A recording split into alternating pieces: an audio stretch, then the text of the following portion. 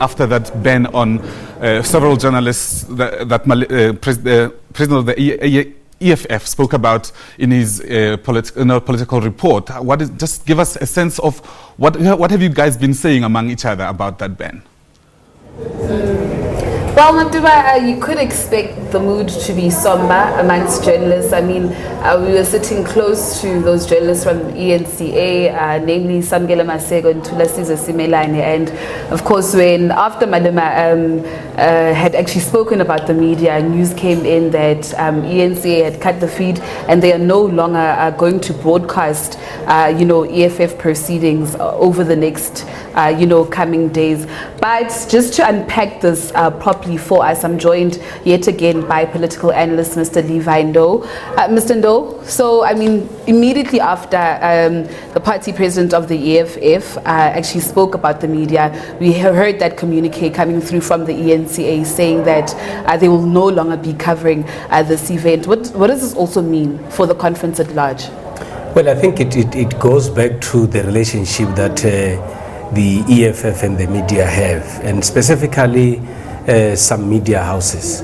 And we had the CIC himself talking about the kind of relationship that they have with the media, and taking a swipe that some of the journalists or media houses seem to be having an attitude specifically towards the EFF or its own leadership. But also at the same time, it is not for the first time that you hear this kind of, or see or observe this kind of hostilities between politicians and the media. And I want to emphasize the fact that we need to create a balance between the two.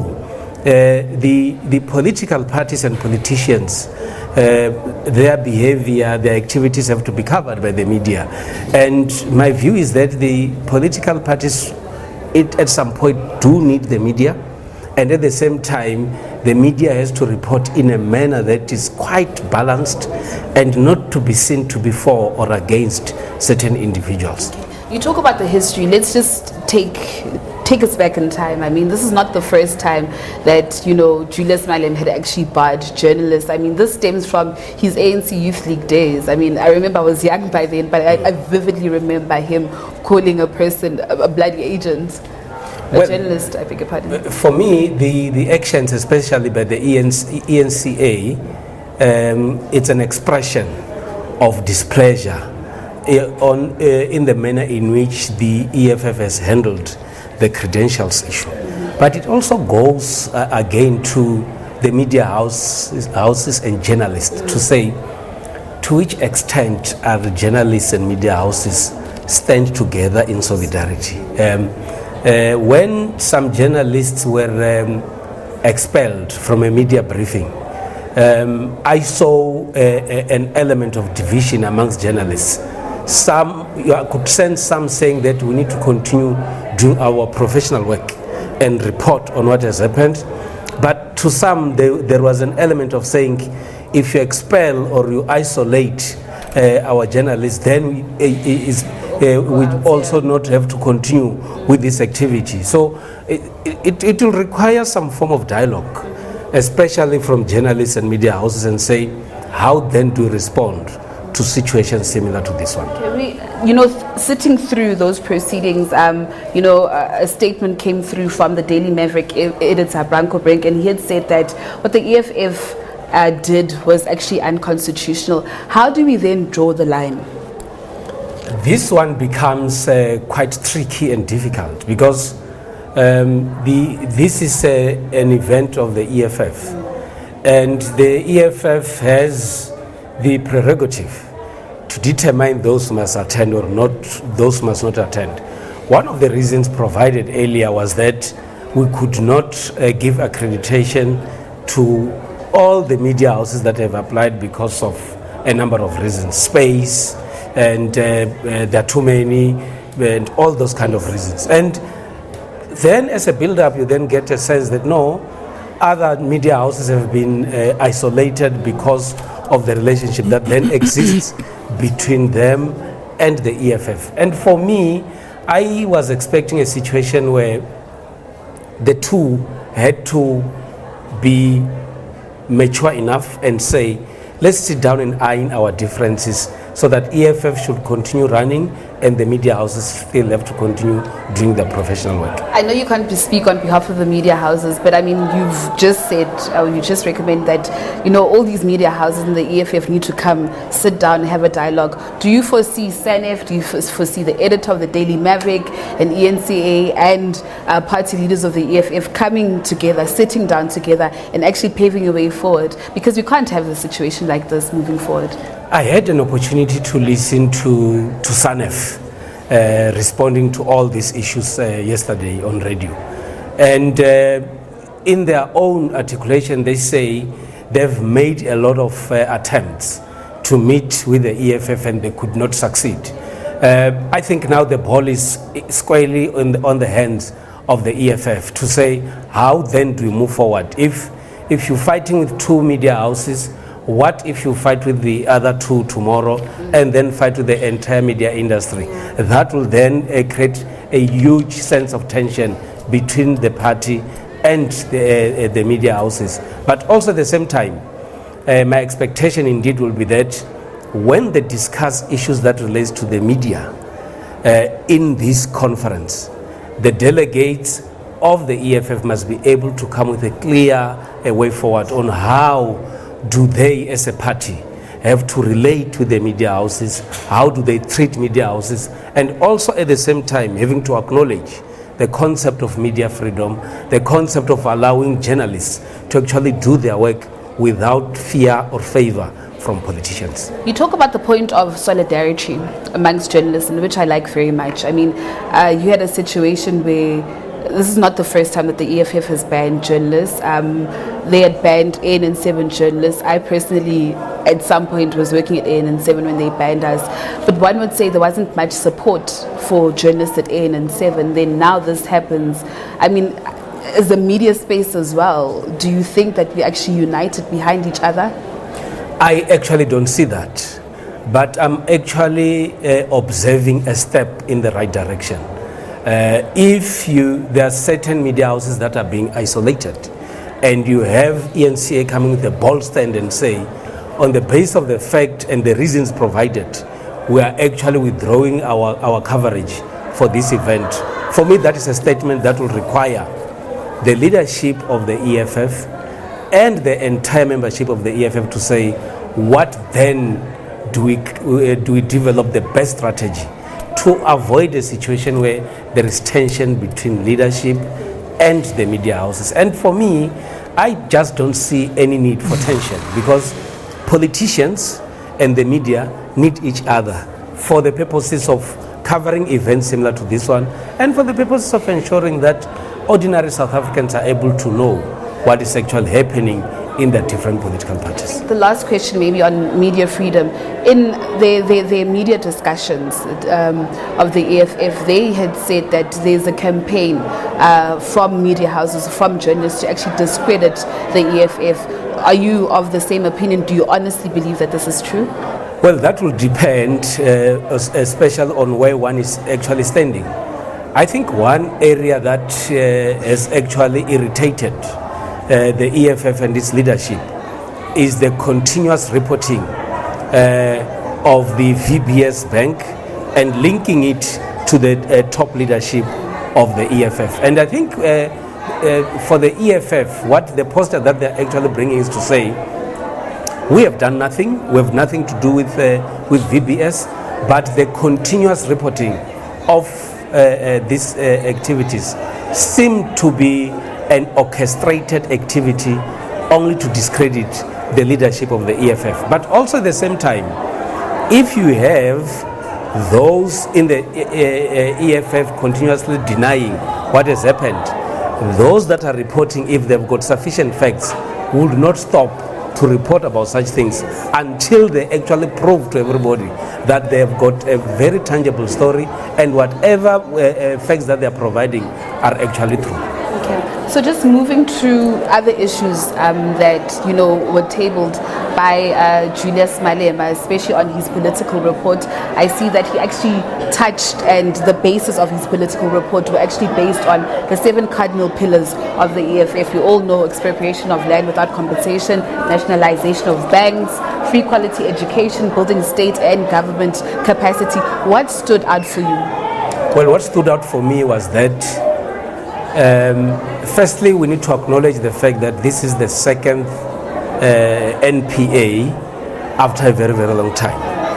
And what stood out for me was that he actually identified the right opportunity to actually take the party delegates and ordinary citizens where the EFF is actually coming from and where the EFF is actually going. Remember, after their first National Assembly, a lot of decisions were taken and they never had an opportunity to meet with everybody and explain what has been going on. And what stood out for me was when he was able to identify areas where there were clear successes within the EFF, speaking about the proposals that they've made in Parliament, speaking about the achievements in municipalities in terms of insourcing of staff, ensuring that former President Zuma has to pay back the money, and ensuring that the EFF has been able to position itself as a party that cannot be ignored in the South African political landscape. And for me, that was good because it will actually create a situation where those that did not understand the EFF have been able to understand it much better. And of course, he raised a number of other issues. He didn't mince his words when talking about, the organization and what needs to be done, saying that the student command is actually found wanting also. I mean, they need leadership to actually intervene when it comes to issues of them, winning elections in varsity. He also spoke out a great deal about our country and what our country is actually going through, saying that it's in a crisis, a deep crisis, and mostly these are man-made crises. But I think what also struck out for me was when he said if the president continues in this current trajectory, then they will actually, plan to take him out of his office as they did with his predecessor. Indeed, you had to be worried about the student command, because when you are building a party, you actually attract different characters within the party. Now, what is very, very important for the EFF is political education. You might then come with different wings and different formations within the party to support the bigger vision of the party. But if you are found wanting when it comes to political education, you'll start raise concerns that relates to the student command. But also, when it comes to the issue of the president, as an opposition in parliament, you would expect the EFF to raise these kind of issues because they have to ensure that the executive and the ruling party are always accountable. And when there are areas where you need leadership, this is the party and other political parties that must ensure that right things are actually done. And if it means removing the president from office, obviously when there are valid reasons, they are actually vowing that indeed they are ready to do so. I think another important, topic that actually came out of which we actually spoke about before Julius Malema actually addressed the delegates was the issue of in the party you find that EFF delegates or those who are in leadership are more loyal to the positions in the party itself. And he identified this as a challenge that moving forward from the National People's Assembly, the party needs to deal with. It is a big challenge not only to the EFF, but it is good that the EFF is raising this issue so that when these delegates vote, they should be able to identify right people for right positions. And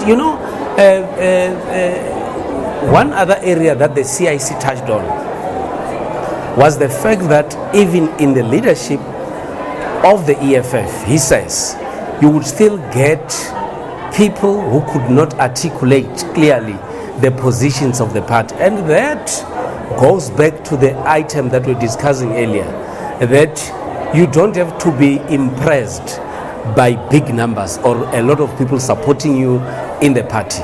you need to be impressed by quality. And how to get quality as a political party? You need to ensure that you strengthen your political education activity. Make sure that all these people that are supporting your party or joining your party are able to understand the basics of the party, and then it will be easy for them to articulate these issues even to those that are not interested in politics. And just lastly, in closing, leadership contestation. South Africans could wake up to a newly elected leadership tomorrow. Could we see, the EFF president coming back as Julius Malema? Deputy president seems as if it'll be between Floyd or Dalimpofu. The SG, Marshal Dlamini, is actually posed to take over from Godrich Gadi. DSG is also another highly contested position. It could be between Hlengiwe Mkhaliphi or Kopi. TG, I don't know if Leanne is still going to stay or Ompile will actually take over from her. And of course, the chairperson might be Veronica Mente. How do you see this playing out? Firstly, Natasha, I think I must indicate that I'm quite impressed with the manner in which the EFF is dealing with nominations and the whole issue of leadership.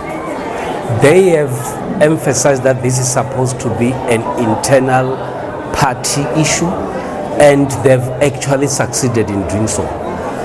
What I see is that with the leadership of the CIC, I don't see anybody contesting Julius Malema. He understands the EFF very, very well, and the support that he gets from the deputy, for me, is quite sufficient. But what we have actually found out now is that there's a huge possibility for contestation for other positions. And what I really hope for the EFF is that this elective conference should not divide the EFF, but it should actually build the EFF. Those that are not going to make it, as indicated, should then continue to serve the party. And indeed, if they run away from the party, it will actually confirm the statement by the CIC that they are somewhat more loyal to the positions than being loyal to the party.